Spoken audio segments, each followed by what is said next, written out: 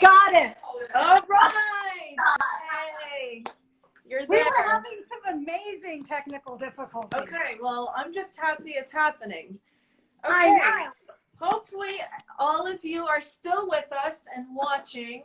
This is going to be a really exciting segment, so don't leave. We're here now. Woo! Yes, yay! Okay, so I just want to say hello to everyone. Welcome to this is our third segment, and I'm extremely, extremely happy to be here. Thank you for all of you to tune in during this insane time, and hopefully we can all learn together and we can, get inspired. And I do believe that today's guest, Dr. Anu Bajaj, is someone who's super exciting, and Anu has been a client of mine for several years. We've known each other, and we met through fashion, but she's a really extremely professional person that I very much respect. She's a renowned specialist in plastic surgery, and she is known around the country specifically for breast reconstruction, post breast cancer. She also... Hey, Carolina, can I interrupt you for 2 seconds? Yes, please interrupt me. Yes. Are you getting an echo? No, I'm not. Why am I hearing something? Are you hearing when I talk you have an echo? I'm hearing a whole other conversation that we've had. It's weird. Oh, okay. Can you hear it? How about now? No. Okay, great. Sorry, we had our radio on. Okay, so here it is. So I'm gonna just go back again. So as I was saying, Anu's specialty is definitely breast reconstruction, specifically post, breast cancer surgery. And so other than that, she's also known for facial surgery, post with sculpting and minimally invasive procedures. The other sort of big deal thing that in one of our last conversations, which I really found out and I was super sort of excited to hear, is that Anu has been really developing a way to perform any of her surgeries with a very low sort of recovery time and sort of, I guess, risk. And that is because of low anesthesia as well as very little narcotics. So I'm going to let you go back into your specialty as well as this whole sort of new way for you to look at surgery and explain it a little more so it sounds a lot more professional than the way I just said it. Okay. Take it away, please. I will. So I'm really happy to be here, Carolina. The years we've been working together for almost 8 years now. Yep. Hey, Carolina, are you not hearing a recording in the background? I am right now, actually. But it's only sometimes. It's not the whole time. I don't know why. Is that better? It's better. Yeah. No, but see, do you have anything on yourself? Anything like a radio or anything that's in the background? Because ours was affected. I don't think so. Okay. Well, now it's better? better. Yeah. Okay. So anyway, we've been working together for almost 8 years. And I just wanted everybody to know that the thing that really attracted me, in addition to all your designs, is that you are an independent professional woman. And I think that's really important in our lives today. So to go back to what you were talking about surgery and stuff like that. So what I've really tried to do is, over the past several years, a lot of surgeons have started to incorporate enhanced recovery after surgery protocols. And the whole idea behind these protocols is that if we can prepare the patient better, both mentally and physically before surgery, beforehand, and make sure that they're ready to go through surgery, and then also take a lot of steps immediately before and during surgery, that after surgery we can decrease their pain and narcotic requirement. And all of this kind of research came out or became more popular, I would say, because of the concerns of the opioid epidemic. So the idea is before surgery, you take a lot of time educating your patients about what to expect and what surgery's like. And then you also make sure that they're in the best health. In other words, physically and nutritionally. So a lot of times I have my patients start vitamins and protein before surgery. And then also what we also know is that if you start certain medications that help fight the pain response before surgery, that during surgery, when you get cut on, so to speak, you experience less pain. And the idea is to use a multimodal approach is what is called, and technically, and what that means is you try to attack the pain response from multiple angles, including things as simple as Tylenol or anti-inflammatories like ibuprofen and those kinds, or Celebrex. And so by doing that, what that ultimately means for you, the patient, is after surgery, you don't need a lot of narcotic, and most of my patients get no narcotics at all. And then your recovery is smoother and faster. So you're able to get back to your regular life in a better way. Because that's our whole goal, is to go get on with our lives and live our lives. And I love to hear that as someone who has been lucky enough in her life that I've never had to go into surgery for any specific issues, and or have I chosen to have a surgery. And part of that is probably also this sort of fear factor, not only about actually having surgery, but really the recovery time. As a busy woman who really doesn't have the time to have, you know, several weeks downtime, you know, for me, it's a bit scary to think about even a small procedure that maybe could mean a couple days downtime. So that's, for me, was so exciting to hear when you were sort of talking about that the last time we saw each other. Tell us also just a bit more, you know, when we said that we connected definitely through fashion and also this sort of point of aesthetics and really, you know, of course, that as a fashion designer, you know, of course there's technique and specialty that goes into, and thoughtfulness that goes into what I do every single day.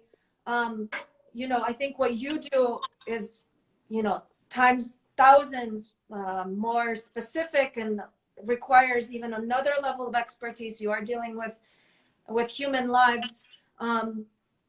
But tell me how really that thinking from that expertise and detail really also translates into aesthetics, and why, you know, is that, why do you think you connect on such a high level with aesthetics, which obviously is what I think so much connects the two of us, is aesthetics? Well, I think fundamentally all of us like nice things, right? So if you want to talk about why I love fashion, I would say it makes me feel good. I remember when I was a resident or a fellow, or even in the early years of my practice, if I had a long day or a difficult patient, or if I had a complication, I would start searching online, or I used to have a joke that every time I have a complication, I buy a new pair of Jimmy Choos. So it's kind of like it makes us feel good, and it makes us feel more confident. And so for me, aesthetics and plastic surgery are all about confidence. It's about feeling good and feeling confident, so you can walk into a room, take a big Superman breath, and you control it. 100%. Which, everything that you just said brings us to our topic for today. And our topic is confidence is beauty. And I think you said it so well, is at the end of the day, when we have the confidence, when we feel good internally, we do, I think, exude, you know, a feeling of beauty, and a feeling where we can walk through any challenge, but also through any room, feeling like we're on point, and with our own vision, we can get through anything. And really that shows. And a lot of the time, it doesn't necessarily mean you physically look that much different, but it really just is the sort of physicality brings on this internal, again, confidence. So I'm going to start by asking you sort of a general question, and, you know, about when it comes to really what is your practice philosophy, And how did you sort of get there? How did you get to your philosophy as a plastic surgeon? So my approach to plastic surgery has always been that it's not about changing who you are or changing, like some people think that they're going to be totally different. They're not going to be themselves. And it's not about changing who you are. It's about becoming a better version of yourself, or fixing something that bothers you. And that once again goes back down to confidence. And I think the reason I came to that philosophically is because I see myself as an independent, confident woman. And I don't want other people to tell me who I am or what I can and can't do. And so that's why I approach that same way with my patients. My patients are men and women who are confident, but they may have little subtleties that bother them, or they feel that they can do better. And so that's what I'm here to help them do. Yeah, that makes a lot of sense. I mean, I really sort of hear that issue of, none of us want to be told ever, this is how you must be, or this is how you should do it.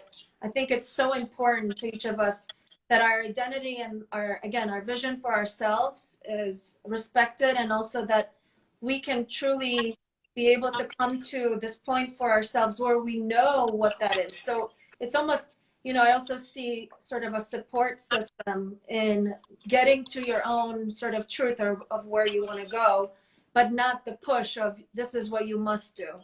Right. Yeah, 100%. So my next question is, what role do aesthetic procedures play in today's world for modern women? I know we're bringing up the same topic, but tell me more specifics.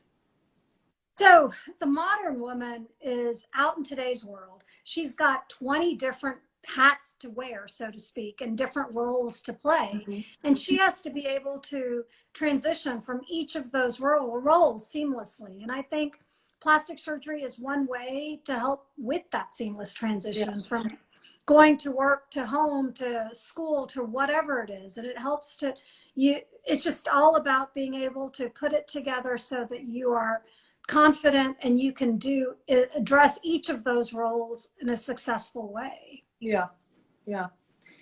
Well, it's our world is ever changing, and obviously the situation we're in right now presents itself with new hurdles. But as we even have what we call now our last normal, I mean, we're always presented with personal challenges, with challenges from our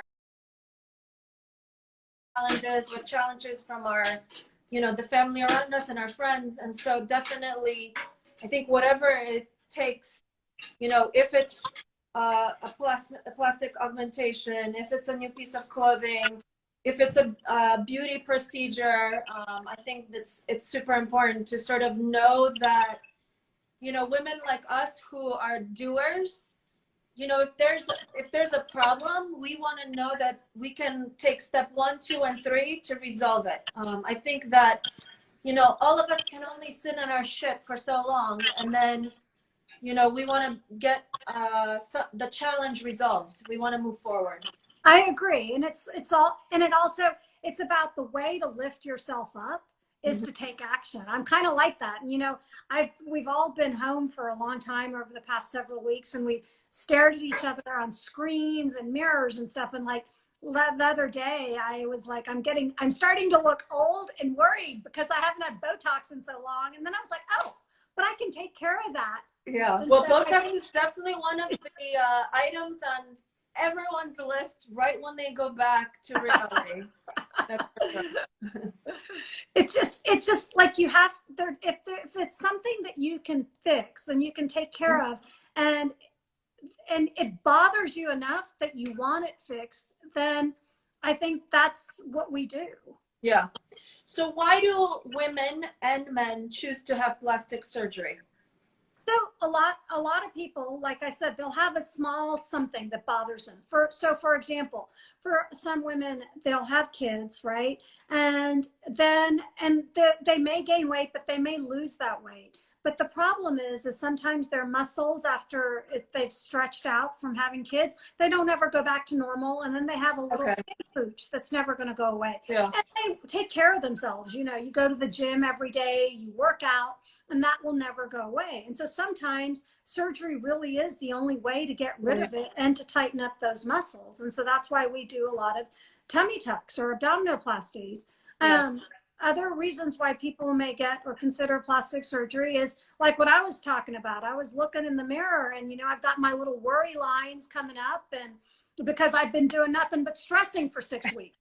So if the solution is to get a little Botox so that you don't have those lines that make you look stressed and angry all the time, then you can do it. Because I mean, to a certain degree, people judge us. Like if you've got those big frown lines up here or down here, people think you're an angry person, and you're really not. You're actually a nice human being. Yeah, no, 100%. I think, you know, each of our faces and bodies reacts to if it's stress or if it's the environment differently. And yeah, I mean, I definitely have had forehead lines and stress marks. I swear, since I was 5 years old. You know, I've always been a worrywart, always worried about everything. And so for me, there's really, you know, I mean, I can buy every fabulous face cream on this earth, and that doesn't mean that it's going to be fixed. And in the same way you were saying, you know, post having, you know, a baby or 2 or 3, there's really, you know, yeah, you can do a lot of exercise. You can, you know, do everything from Pilates to yoga to weightlifting. And that extra skin, you know, is not always going to be something that you can get rid of unless you do a little bit of surgery. So that is something that, you know, I think, again, for someone like myself who's not so open to surgery and a little bit scared, that makes it clear for me as something that would be a choice, why to make that choice. Okay, another fun question. This one is about, how do you think plastic surgery relates to fashion? So I like what we've talked about. I think plastic surgery and fashion are really intermingled because there are two things that involve beauty and confidence and a feel. Like fashion has the ability to really make you feel good. And I know a lot of women, we joke about retail therapy all the time, right? If you've had a bad day, let's go buy something, or let's go wear a fabulous dress. And so especially at this time when the world is cold and all of our fabulous retailers are sort of in a coma, everyone think about, you know, some retail therapy. Right. So it's and it is because and fashion reflects your mood. Like today I wanted to be a little comfortable but still look good, and hot pink from years ago, which, by the way, that was a customized piece, because as you all know, I don't do much of hot pink ever. But this is, by the way, how special my relationship has been with Anu, that she was able to persuade me to make her a hot pink top. It looks fantastic on you. Well, and I love it. And I'm wearing it with skinny jeans and heels. But either way, I think fashion and plastic surgery are intermingled in that way, in that we do things to feel better about ourselves and feel more confident. So it's the universal theme of the day. 100%. Yes. Well, the confidence thing is definitely, you know, I think that every day we should wake up and say to ourselves, okay, how am I feeling? You know, check your body parts, check your mind. But really, I think it's the difference in how your day goes. If you wake up, and even if you're not waking up in a way that makes that you're like feeling 100%, it's finding ways to get to your happiness. So if it is going into your closet, or if it's saying, okay, I have been thinking about doing X or fixing this on my body, and I haven't made the move. I think sometimes even making that sort of priority to say, okay, I've been dealing with so much and now it's my turn to focus on me. I think it's so, so important. So, okay, another question is, you have said you have to truly understand the anatomy to create beauty. tell us more about why, as a woman, you do this in such a particular way as a surgeon. So I think part of that also has to do with why I chose to become a plastic surgeon. So one of the things that a lot of people don't understand is that plastic surgery has its origins in reconstructive surgery. So for example, when you're a medical student, you spend a lot of time rotating on a bunch of different surgical services like general surgery, oncology, and all that kind of stuff. And all the other kinds of surgeons, they basically take out tissues, or they take out the diseased body part. So like if you think about it, if you have appendicitis, the general surgeon takes out your appendix. If you have a cancer on your face, the head and neck surgeon takes out the cancer on your face. But what intrigued me was the plastic surgeon would come back in and put you back together. So for if you have a big facial cancer, the plastic surgeon would come up and reconstruct your face. And so what intrigued me about plastic surgery was, as a specialty, we go in and we help put people back together so that they can live their lives. And then I think, yeah, and it's about improving your quality of life. Yeah. And I think that's key. So that's one of the things that I think is unique about plastic surgery. And then as a woman, I think what makes us unique is I think every patient has a story to tell. And you understand this also when you deal with your clients, is each client is going to be different. Like you said, this was a custom piece for me because I like color sometimes. So it's the same thing. If you listen to your clients and their stories and your needs and their needs, you're better able to tailor what you're going to provide for them. And I try to do that as a surgeon. And as a woman, you try to listen to their stories, what their goals and what they're hoping to achieve is, and then you're able to tailor what you can offer them to their unique needs. Yeah. So in my sort of own language, and every time, you know, someone asks me about the specialty of what I do, one of the things that I always say is I'm a woman designing for women. And I do really believe there's something to be said about working on something aesthetic with a woman. You know, I can definitely say that if I was to go in and have plastic surgery, I would select a woman to be my plastic surgeon. And I don't want to make this be, you know, men are bad in any case, but I really think there's a few reasons why. To me, the particularity and sort of the detail-oriented nature of a woman comes through in something like surgery, in the same way that, you know, I myself would look very specifically, and I also have a woman's body, so it's just something that's inherent to me to know the little differences in how I feel. And number two, it's also understanding that, you know, we as women a lot of the time have had to work, you know, a bit harder and to really be in the same league, especially in your world.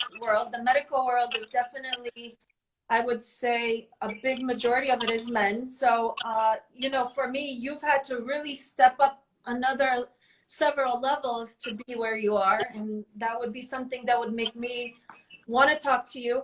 And then ultimately, there's that sort of question of empathy. And I think that as women, we do have a bit less ego and a little bit more empathy to listen to women about what is really needed.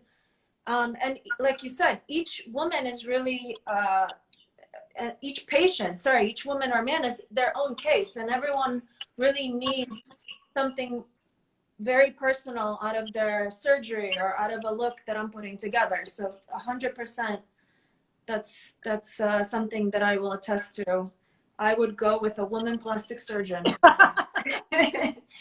Well, I think it's important because it's something to understand. I get that. When I talk to my other female colleagues, I think there's a little bit of a different approach that you get. Tell us a little bit about that. Well, so I think that, like I said, each patient has their own story, right? So as a woman, you are going to listen to your patient, and you're not going to necessarily try to dictate what size they should be or what they should look like. It's more about trying to figure out what they want so that it's unique to them. It's a subtle distinction, but it's different. Yeah. there's something to be said about the constant story of when you get a breast job from a man, they usually come out a couple of sizes bigger than what you asked for. At least some of the stories I've heard. That would be something that I would absolutely not want to happen, because it is basically pretty permanent. So moving right along, this is, let's continue to have some of the more fun parts of the surgery conversation. So there are a lot of really new, latest breakthroughs in the plastic surgery procedures world. The last time that we had our fun night and champagne conversation, we talked a lot about vaginal tightening. Yes, I said it, everyone. I said it out loud. And there's definitely, you know, just so many new things like that, new procedures that are happening. And really the subject, specifically something like vaginal tightening, is very taboo and no one wants to talk about it. But I think these are some of the procedures that people are the most, or, you know, in general, these procedures are very exciting for people. And I do believe that a lot of women are signing up for this. So tell us a bit more about that specific procedure, or what this looks like, this new world. There's a whole spectrum to the vaginal procedures nowadays. And it started with labiaplasties, which is when you trim the labia minora. And then there are a lot of different devices that involve laser or radio frequency energy that help with vaginal tightening in a non-surgical way, and also with improving vaginal dryness. And then there's actual surgical vaginal tightening, which I don't think as many surgeons do in this day and age. But like for me, I just do the labiaplasties and also like of the labia minora and labia majora, and then also the laser treatments for the vagina. But I think there's a whole host of options now available. And every year there's something new that's coming out. And I think for everybody, it really depends on what they want. But you're right. This is like something that's interesting to talk about because we never really talk about it. No. About boobs, but nobody talks about this. No. I mean, are you really going to go up to even a friend and say, guess what I'm doing? You know, that's definitely more taboo. But I do believe it's because it's rather new. It's been going on for a little bit, but I do believe those are such interesting topics, because even a few years ago, if that was something that you wanted to fix or adjust or sort of get to a different place with it, there was no possibility. So it's just unbelievable the possibilities that are out there now. Right. And it was also something that you didn't even know you had options, right? And so that's part of the whole thing. And so I think it's interesting, and I think it would actually surprise a lot of people what a lot of women are concerned about when they have these procedures, because a lot of it actually has to do with physical discomfort. Like if you're a really avid bike rider or something like that, then sometimes if you have a really protuberant labia minora, it can actually be kind of painful. Okay, that I had no idea, but see, that makes sense. Yeah, our body structures are all different, and you know, everyone's got their thing. So there you have it. So moving on into our concluding segment. As part of this segment is our style challenge. We're doing this every single week. Since Anu is very familiar with our pieces, and actually the two pieces that I chose for us to do the style challenge with, you do already have them, you own them, so hopefully this will be something easy for you. So the first piece, which we're going to talk about how Anu would wear it versus how I would wear it, is the Dessau jacket, which is, this one is in black, and it's waterproof, water repellent, and it's kind of like a jacket / capelet. So tell us how you think you would wear this. So I think that's a really easy jacket to wear all the time when you're running around casually and so on. Like I wore it today because it's rainy in Oklahoma, but it's still on the warmer side. So the jacket's lightweight and it's waterproof. So it's the perfect rain jacket. I wore it today with jeans, actually. That's perfect. So just so you all know, I mean, Anu is you know, extremely, extremely petite. And so even though this is kind of like, you might think it's a sort of an oversized, again, capelet type jacket, you know, she's someone who really will play with proportion and really, you know, will kind of really understand how, she understands how to sort of place pieces, even when they are a little bit oversized, properly with other pieces so that they really are not overwhelming and look fabulous on her. So the way I would sort of wear that jacket is definitely in the same way, you know, because it's a larger proportion, I would stick to something more fitted on the bottom, and I would probably wear our Baden slim pant or our slim tech Japanese tech fabric pant with it, so that I have a very slim bottom. And then I would, for casual wear, just put a little t-shirt underneath with a little v-neck or a little sort of tank. And hopefully as our weather gets warmer, because in New York it feels like winter today, even though it's not, I'll be able to do that. So the second jacket, and this is, I'm gonna see, so it's from far away, it looks like a leather, black leather jacket, but the specialty of it is the hand painted surface with almost like an understated sort of a silver paint. And basically the jacket on the waist is extremely fitted. It basically fits like a corset when you have it on throughout the waist, and then it has an easier top portion. So Anu, tell us. So for me, that's like a power jacket. So if I were at a conference or I was speaking, I would layer that jacket over a black sheath dress because it would make me feel strong and powerful and like I could give a kick-ass talk. The other way I would wear it is over jeans and a white t-shirt. Perfection. So Dr. Bajaj is definitely a jeans girl. Now, as you all know, I do not wear jeans. So for me, the look, it would be, because it's such a cinched jacket at the waist, I would really play with bigger proportion on the bottom. So like I would put either my float pant or sort of the flowy Victoria wide leg pants, and really kind of have a nice sort of movement at the bottom, since the upper portion and that waist of the jacket is so structured. So here we have it. Thank you so much for joining us, and all of you, you know, thank you for tuning in. We really just want to keep learning, keep being positive until we can all get back to what I think is going to be the new normal, and hopefully we'll all be smarter and more inspired, and really that will translate into kicking butt in the next chapter for all of us.